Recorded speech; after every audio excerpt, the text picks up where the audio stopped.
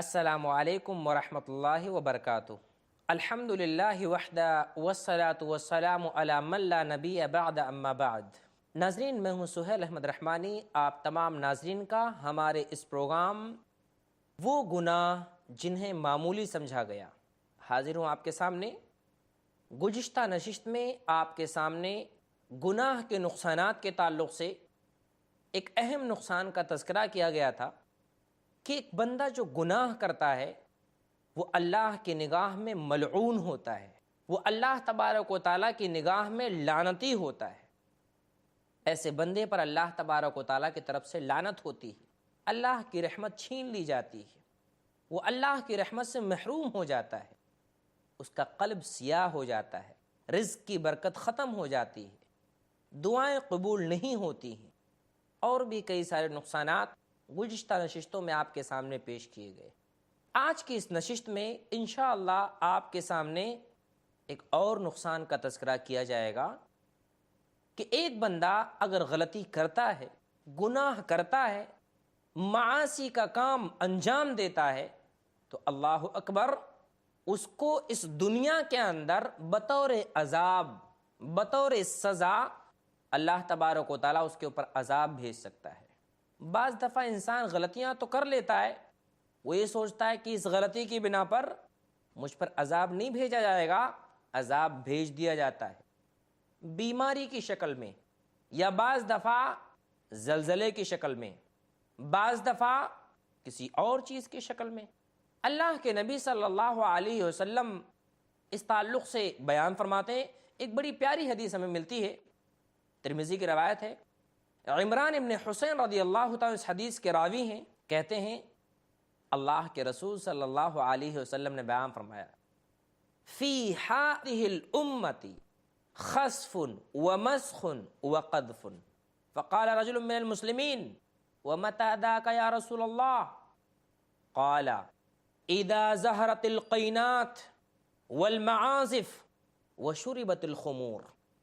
اللہ کے رسول صلی اللہ علیہ وسلم بیان فرماتے ہیں کہ میری اس امت کے اندر کچھ لوگوں کو زمین میں دھنسا دیا جائے گا، فی ہذہ الامۃ خسف، کچھ لوگوں کو زمین میں دھنسایا جائے گا، وقذف، کچھ لوگوں کے اوپر آسمان سے پتھروں کی بارش ہوگی، ومسخ، اور کچھ لوگوں کے چہروں کو بدل دیا جائے گا، چینج کر دیا جائے گا۔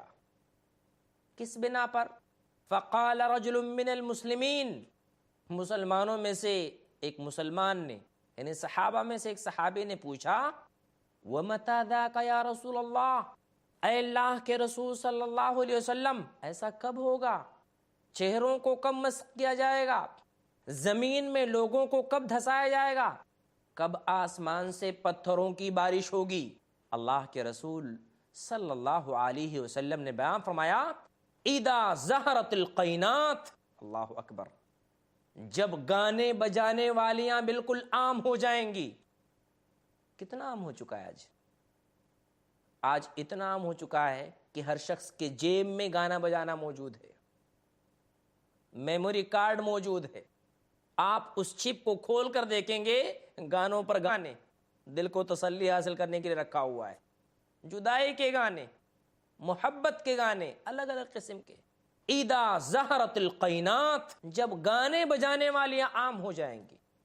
فلم انڈسٹری میں دیکھیں آپ، زیادہ تر آپ کو لڑکیاں نظر آئیں گی، اسی لیے اللہ کے رسول صلی اللہ علیہ وسلم نے بیان فرمایا، جب گانے بجانے والیاں عام ہو جائیں گی، عام طور سے تھرکنے والی، ناچنے والیاں زیادہ اس میں وہی ہوتی۔ والمعازف، دوسرا جملہ جو اللہ کے رسول صلی اللہ علیہ وسلم نے بیان فرمایا کہ گانے بجانے کے انسٹرومنٹ عام ہو جائیں گے۔ آج ہر گھر میں پایا جاتا ہے، بعض گھروں کے اندر کچھ بچوں کو پیانو بہت پسند ہوتی ہے، تو ابا سے کہتے ہیں ابا مجھے پیانو چاہیے، ابا خرید کے لا کے دے دیتے ہیں، اور وہ تو بہت دور کی بات، جیب میں اس شخص کے ایسے گانے بجانے موجود ہیں کہ جب دل چاہے، جہاں چاہے، جس وقت چاہے اس کو استعمال کر سکتا ہے۔ والمعازف، گانے بجانے کے انسٹرومنٹ عام ہو جائیں گے۔ وشربت الخمور، اور جب شراب کو پینا بالکل عام ہو جائے گا۔ یہ تین چیزیں جب امت میں عام ہو جائیں تو اللہ کے رسول صلی اللہ علیہ وسلم نے بیان فرمایا، یاد رکھو لوگوں کو زمین میں دھسایا جائے گا، لوگوں کے اوپر آسمان سے پتھروں کی بارش ہوگی، لوگوں کے چہروں کو بدل دیا جائے گا۔ آج ہے یا نہیں ہے؟ کھلے عام آج ہر گھر تھیٹر بنا ہوا ہے، واللہ ہر گھر کیا بنا ہوا ہے؟ تھیٹر۔ ایک تھیٹر کے اندر کیا معاملہ ہوتا ہے؟ چند وقت کے لیے ایک بندہ جاتا 3 گھنٹہ دیکھ کے چلا آیا، لیکن یہاں جو صبح شروع ہوتا ہے پہلے کس سے؟ پہلے شروعات ہوتی ہے قرآن سے، اس کے بعد قوالی، اس کے بعد قوالی کے بعد کیا معاملہ شروع ہوتا ہے؟ پھر گانے، پھر الگ الگ قسم کے گانے۔ کچھ لوگوں کے گانے بہت پسند ہوتے، پورا دن چل رہا ہے۔ ایک ٹائم آتا ہے جس وقت ماں بیٹھ کر کے سیریل دیکھتی ہے، ایک ٹائم آتا ہے کہ باپ بیٹھ کر کے رات میں فلمیں دیکھتا ہے، کیونکہ دن بھر وہ کام پر ہوتا ہے، دن بھر بیٹھ کے کمپنی کے اندر نوٹ گنتا ہے اور رات میں گھر پہ آ کر کے ریموٹ دیکھتا ہے۔ اس کی حالت یہ ہوتی ہے، یہ عام طور سے لوگوں کی حالت ہوتی ہے۔ آج آپ غور کریں کہ نبی صلی اللہ علیہ وسلم نے ان گناہوں کے عام ہونے کی بنا پر امت کے ہلاکت اور تباہی کا ذریعہ بتایا ہے، اور یہ بتایا کہ یہ گناہ ہماری امت میں جب عام ہوں گے تو حالت یہ ہوگی کہ لوگ زمین میں دھسائے جائیں گے، مطلب زلزلہ آئے گا، لوگوں کے چہروں کو بدلا جائے گا، لوگوں کے اوپر آسمان سے پتھروں کی بارش ہوگی۔ دوسری حدیث میں اللہ کے رسول بیان فرماتے ہیں، جس کسی قوم کے اندر بے حیائی عام ہو جاتی ہے، گناہ کے کام بالکل کھلے عام کیے جاتے ہیں، تو کیا معاملہ ہوتا ہے؟ الا فشا فیہم الطاعون، اس قوم کے اندر طاعون کی بیماری عام ہو جاتی ہے، والعوجا، اور ایسی بیماریاں عام ہو جاتی ہیں، التی لم تکن مدت فی اسلافہم، ایسی بیماریاں جس کو ہمارے اسلاف میں سے کسی نے سنا ہی نہیں تھا۔ آج ایسے گناہ ہو رہے ہیں کہ اسلاف میں سنا ہی، اللہ ان گناہوں کی بنا پر ایسی بیماریاں امت میں پنپ رہی ہیں، ہمارے اسلاف نے کبھی سنا ہی نہیں تھا۔ ایڈز کی بیماری کہاں سے آئی؟ زناکاری کی بنا پر، اسلاف میں اس قسم کی کوئی بیماری نہیں تھی۔ تو گناہ کی بنا پر معاملہ یہ ہوتا ہے کہ بعض دفعہ دنیا کے اندر ہی ایک بندہ عذاب کا شکار ہو جاتا ہے، وہ عذاب اس کے اوپر بھیجا جاتا ہے بیماری کی شکل میں، بعض دفعہ زلزلے کی شکل میں، بعض دفعہ اس کے جسمانی اعضاء کے خراب ہونے کی شکل میں، اللہ تبارک و تعالیٰ اس پر عذاب بھیجتا ہے۔ تو 7واں نقصان ناظرین اکرام یہ ہے کہ ایک بندہ اگر غلطی کرے گا تو اس غلطی کی بنا پر دنیاوی طور پر اللہ تبارک و تعالیٰ اسے عذاب بھیجے گا، اور ایسے عذاب میں وہ مبتلا ہوگا۔ اللہ اکبر، اگر اس نے توبہ کر لیا تو الگ بات ہے، لیکن یاد رکھے جب تک وہ زندہ رہے گا ہو سکتا ہے کبھی نہ کبھی اس کا عذاب، اس کی اس غلطی کا عذاب اس دنیا کے اندر اس سے مل کر رہے گا۔ اور بعض دفعہ ایسی غلطیاں بھی انسان کے اندر ہوتی ہیں جس کے بارے میں خود اللہ کے رسول نے بیان فرمایا ہے کہ 2 غلطیاں ایسی ہیں جن غلطیوں کی سزا بھی دنیا میں مل کر کے رہے گی۔ ایک، والدین کا نافرمان بندہ، اکثر لوگ والدین کی نافرمانی کرتے ہیں، دنیا میں عذاب ملے گا۔ 2، ایسا شخص جو باغی ہو، باغی میں 2 چیزوں کو شمار کیا گیا ہے کہ ایسی عورت یا ایسا بندہ جو زناکاری کرتا ہو، یعنی ایسا کام کرتا ہو جس کو بغی میں شمار کیا گیا ہے، یعنی زناکاری میں شمار کیا گیا ہے، ایسا کام اگر وہ کرے گا، زناکاری والا کام، اس کو دنیا میں بھی اس کی سزا مل کر کے رہے گی۔ تو 7واں نقصان، ایک بندہ اگر گناہ کرے گا دنیا میں بھی اس کو سزا مل سکتی ہے، اللہ تبارک و تعالیٰ عذاب کے طور پر اسے بیماری یا کسی اور چیز کے اندر ملوث کر سکتا ہے۔ نقصان نمبر 8 اور سب سے آخری نقصان، وہ کیا ہے؟ ایک بندہ اگر غلطی کرے گا، گناہ کرے گا، اللہ اکبر، اس کے دل میں جو ایمان ہے، جو ایمان کی روشنی ہے، جس روشنی میں وہ اللہ تبارک و تعالیٰ کی عبادت کرتا ہے، وہ ایمان اس کے دل کے اندر سے ختم ہو جائے گا۔ اللہ اکبر، ایمان اس کے دل کے اندر سے نکل جائے گا۔ جیسے ایک حدیث میں اللہ کے رسول صلی اللہ علیہ وسلم بیان فرماتے ہیں، لا یزنی الزانی حین یزنی وہو مؤمن، کوئی بھی زنا کرنے والا جب زنا کرتا ہے اس وقت وہ مومن نہیں رہتا ہے. مطلب گناہ کرتے وقت اس کے دل میں جو ایمان ہوتا ہے اس ایمان کا جنازہ نکل جاتا ہے, ایمان باقی نہیں رہتا ہے, ایمان برقرار نہیں رہتا ہے. اللہ اکبر. یہاں تک علماء نے کہا ہے کہ اس کے سر پر وہ ایمان منڈلاتا رہتا ہے جب تک کہ وہ اس گناہ سے توبہ نہ کر لے یا اس گناہ سے باز نہ آ جائے. اگر وہ اس گناہ میں ملوث رہتا ہے اس کا ایمان کمزور ہو جاتا ہے, اور ایسا ایمان کمزور ہوتا ہے کہ بعض دفعہ وہ ایمان سے ہاتھ دھو بیٹھتا ہے. آج کتنے لوگ ہیں معاشرے میں کہ جن کا ایمان کمزور ہے, انہیں کوئی فکر نہیں, انہیں تھوڑی بھی فکر نہیں, انہیں ذرہ برابر بھی فکر نہیں کہ ان کا ایمان کہاں جا رہا ہے, ایمان کس درجے میں پہنچ چکا ہے, گناہ کرنے کا کوئی احساس نہیں. جبکہ صحابہ کرام رضی اللہ عنہم جنہوں نے نبی صلی اللہ علیہ وسلم کو اپنی نگاہوں سے دیکھا تھا, ایک معمولی سی تبدیلی, ایک ہلکی سی تبدیلی کو اپنے لیے گناہ سمجھتے تھے, اپنے لیے نفاق سمجھتے تھے, اپنے لیے وہ سمجھتے تھے کہ ایک بندہ اگر یہ غلطی کرتا ہے گویا کہ بہت بڑی غلطی کے اندر.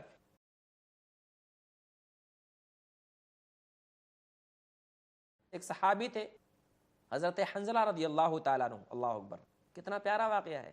صحابہ کو اپنے ایمان کی کتنی فکر ہے اور ہمیں تھوڑی بھی فکر نہیں. گناہ کر کے ایمان کا جنازہ نکل چکا ہے اور دعویٰ کیا کر رہے ہیں, ہمارے پاس بہت ایمان ہے, کامل درجے کا ایمان ہے. کامل درجے کا ایمان کیسے, پتہ کیسے چلے گا, ظاہر کب ہوگا, جب آپ قلبی طور پر حقیقی معنوں میں مومن ہو. حنظلہ رضی اللہ تعالیٰ عنہ مشہور صحابی کہتے ہیں ایک روز کی بات ہے, میں اللہ کے نبی صلی اللہ علیہ وسلم کی مجلس میں بیٹھا ہوا تھا. اللہ کے نبی نے جنت کا تذکرہ کیا, ہمیں بڑی خوشی ہوئی, ہم بھی جنت کے بارے میں سنتے بہت خوشی ہوتی ہے, حوریں ملیں گی, فروٹس ملیں گے, بہت ساری چیزیں ملیں گی. ناظرین آپ بھی اگر سنتے ہوں گے تو بڑی خوشی ہوتی ہوگی. صحابی کہتے ہیں ہم نے سنا مجلس کے اندر جنت کے بارے میں بڑی خوشی ہوئی. پھر نبی نے جہنم کا تذکرہ کیا. جب جہنم کا تذکرہ کرنے لگے اللہ کے نبی صلی اللہ علیہ وسلم, ہمیں رونا آ گیا. ہمیں رونا آتا ہے کہ نہیں, نہیں آتا ہے. جہنم کے بارے میں کبھی کوئی تذکرہ کرتا تھوڑا بھی رونا نہیں آتا ہے. صحابہ کہتے ہیں ہم رونے لگے, ہمیں رونا آ گیا. تھوڑی دیر کے بعد مجلس ختم ہو گئی, ابھی ہم رو رہے تھے. مجلس کے اختتام کے بعد کہتے کہ ہم سب لوگ اپنے اپنے گھروں پر چلے گئے. صحیح مسلم کی روایت بتا رہا ہوں, اپنے اپنے گھروں پر گئے. کہتے ہیں میں جب گھر پر گیا تو بیوی بچوں میں جب مشغول ہو گیا, کیا ہو گیا, مجھے ہنسنا آ گیا. اور عام طور سے ہماری عادت ہوتی ہے, ہمارے اندر بھی یہ صفت ہوتی ہے کہ جب تک ہم عالم صاحب کے پاس ہوتے ہیں ہاں جی جی جی جی کرتے رہتے ہیں, لیکن جب عالم صاحب کے پاس نکلتے ہیں تو حال کیا ہوتا ہے, بدل جاتے ہیں. حالت ہماری بدل جاتی ہے, کیفیت ہماری بدل جاتی ہے. اللہ کے نبی کے صحابی کہہ رہے ہیں جب ہم نبی کے پاس سے اٹھ کر کے گئے تو گھر پہ جانے کے بعد بیوی بچوں میں مشغول ہو گئے. اس مشغولیت کی بنا پر ہماری حالت یہ ہو گئی کہ ہمیں ہنسنا آ گیا, ہم ہنسنے لگے, میں ہنسنے لگا. تھوڑی دیر کے بعد مجھے خیال آیا کہ شاید میں منافق ہوں. منافق, اللہ رب العزت نے قرآن مجید کے اندر کہا ہے کہ جو منافق ہوگا وہ جہنم کے سب سے نچلے طبقے میں ہوگا.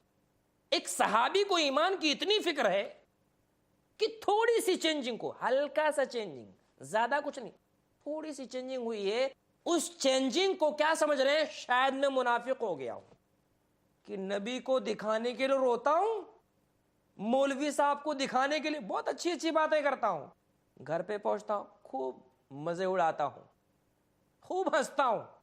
اس تبدیلی کو انہوں نے نفاق سے تشبیہ دیا, اور یہ جملہ ان کے زبان سے برجستہ نکلا, نافق حنظلہ. حنظلہ تو منافق ہو گیا ہے, حنظلہ منافق ہو گیا ہے, وہ نفاق والی باتیں کرتا ہے, نبی کو دکھانے کے لیے روتا ہے اور اپنے گھر پہ آ کر کے ہنسنے لگتا ہے, منافق ہے. یہ جملہ کہتے ہوئے گھر سے باہر نکلے.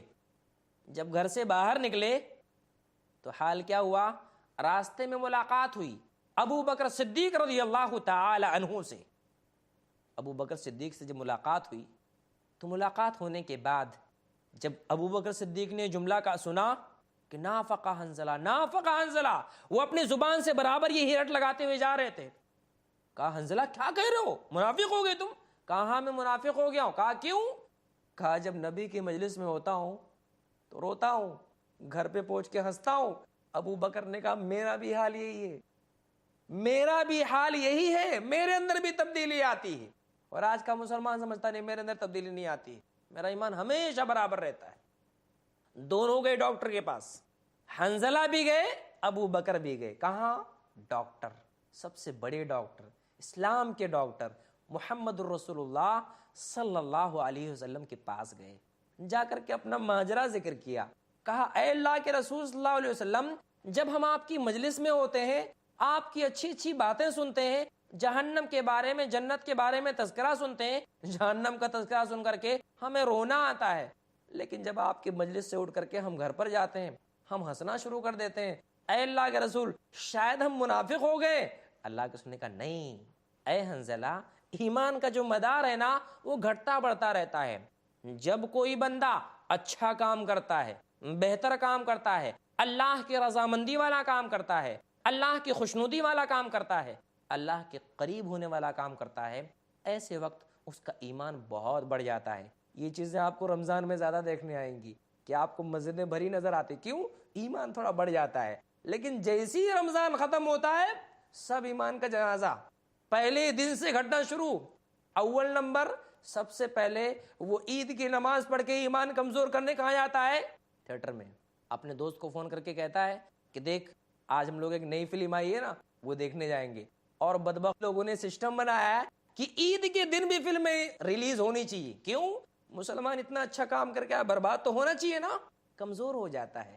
اچھا خاصا ایمان کی بڑھوتری کرنے والا انسان، اس کی زندگی میں تباہی پیدا ہو جاتی ہے۔ حنزلہ رضی اللہ تعالیٰ عنہ کو اللہ کے رسول صلی اللہ علیہ وسلم نے کہا اے حنزلہ، اے حنزلہ، ایمان کا جو مدار ہے نا وہ گھٹتا بڑھتا رہتا ہے، کبھی کم کبھی زیادہ۔ جب تو اللہ تبارک و تعالیٰ کی باتیں سنتا ہے تیرے ایمان میں بڑھوتری ہوتی ہے، اور ایمان میں بڑھوتری ہونا چاہیے میرے بھائی۔ آپ اگر اللہ کی باتیں سنتے ہوں، رسول اللہ کی باتیں سنتے ہوں، اگر آپ کے ایمان میں زیادتی نہ ہوتی ہو، یاد رکھیں آپ کا ایمان برباد ہو چکا ہے۔ آپ کو نئے سرے سے تجدید کرنے کی ضرورت ہے۔ کیوں؟ وَإِذَا تُلِيَتْ عَلَيْهِمْ آيَاتُهُ زَادَتْهُمْ ایمانا، مومن جب اللہ تبارک و تعالیٰ کی باتیں سنتا ہے تو اس کے ایمان میں بڑھوتری ہوتی، اس کے ایمان میں زیادتی ہوتی۔ اللہ رب العزت اس کے ایمان کے اندر زیادتی عطا فرماتا ہے۔ کب؟ جب وہ ایمان کی باتیں سنتا ہے، جب اللہ تبارک و تعالیٰ کی باتیں سنتا ہے، جب وہ رسول اللہ کی باتیں سنتا ہے تو اس کی زندگی کے اندر ایک خاص چینجنگ آتی ہے۔ تو اللہ کے رسول نے کیا کہا؟ ایمان کا مدار گھٹتا بڑھتا رہتا ہے۔ جب بندہ اچھا کام کرتا ہے اس کا ایمان بڑھ جاتا ہے، جب گناہ کا کام کرتا ہے تو گناہ کے کام کرنے کی بنا پر اس کے ایمان کے اندر کمی آ جاتی ہے، اور بعض دفعہ کچھ ایسے گناہ کر لیتا ہے جس گناہ کی بنا پر اللہ تبارک و تعالیٰ کیا کرتا ہے، اس کے اندر جو ایمان رہتا ہے اس کو بھی اٹھا لیتا ہے۔ اور بعض دفعہ آپ اندازہ لگائیں کہ ایک بندہ اگر زنا کر رہا ہو اور زنا کے حالت میں ہی اس کی روح اگر قبض کر لی گئی تو وہ بے ایمان مرے گا۔ اگر کوئی بندہ چوری کر رہا ہے، چوری کی حالت میں ہی اگر اس کی جنازہ اس کی موت ہو گئی، یاد رکھے وہ بندہ کیا ہو جائے گا؟ واقعی معنوں میں اس کے دل کے اندر جو ایمان تھا اس وقت نکل چکا تھا۔ کیونکہ اللہ کے نبی یہ بھی بیان فرماتے ہیں جو بندہ چوری کرتا ہے اور چوری کرتے وقت اس کے دل میں ایمان نہیں ہوتا ہے۔